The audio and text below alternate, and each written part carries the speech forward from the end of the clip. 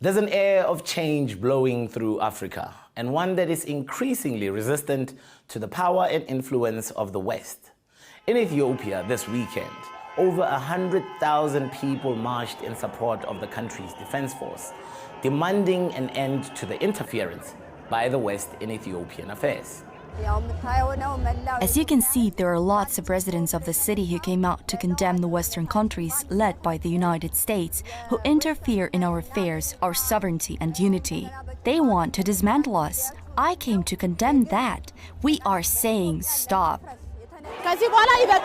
Enough is enough. We shall not accept any interference. We Ethiopians don't want anybody's assistance. We work on our own and bring change to ourselves.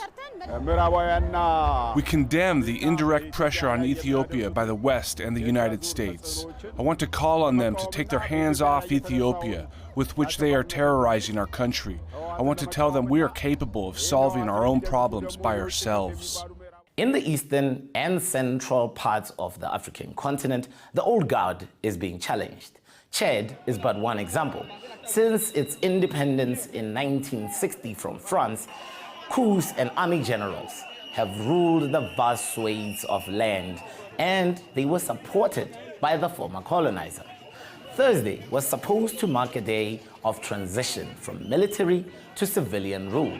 Instead, poles of smoke billowed from the city capital N'Djamena as well as other areas, as Chadians of all walks joined hands, tired of waiting, to demand an end to military rule of the Transitional Military Council and also the end of France's interference.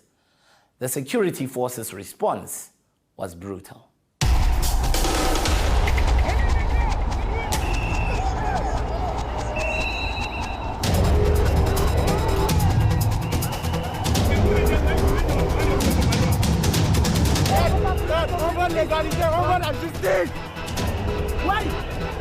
Macron, faites des oranges.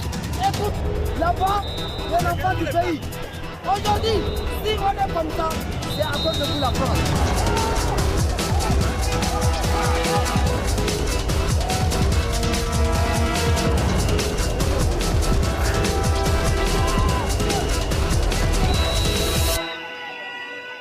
Until the day that he died on the front lines in April 2021, General Idriss Déby was France's man.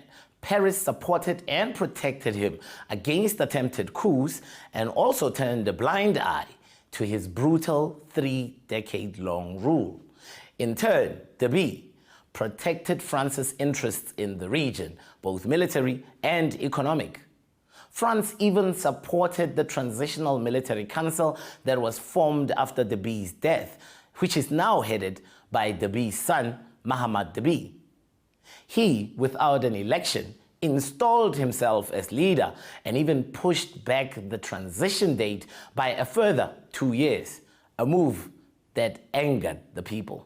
It's good that France is withdrawing its military presence in the region, because France is always at the side of the leaders, keeping them in power. We saw that France has done nothing about what's happening here. On the internet, on the radio, President Macron said that France has no connection with what's happening because it's an internal affair of Chad. But I think that's not true, as it was France that helped Mahamat Déby to take power. We know that all the decisions come from France. France is also implicated in another violent hotspot. After weeks of cooling off, violent clashes between the Democratic Republic of Congo's military and the M23 rebels has risen again. The DRC and Rwanda have had strained relations since the 1994 genocide, which saw scores of people cross the border into the DRC. All the while, the French government was supplying weapons to the region. In such countries, genocide is not too important.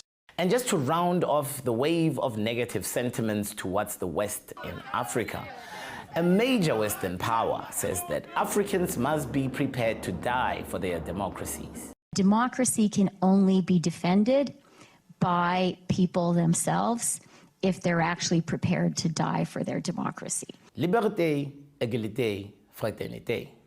is part of French national heritage and a motto the country is proud to ascribe to. But here in Africa, both the action and inaction of France stand against those very same values.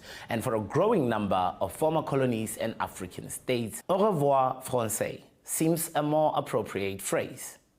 Karabo Letlatla for RT in Johannesburg.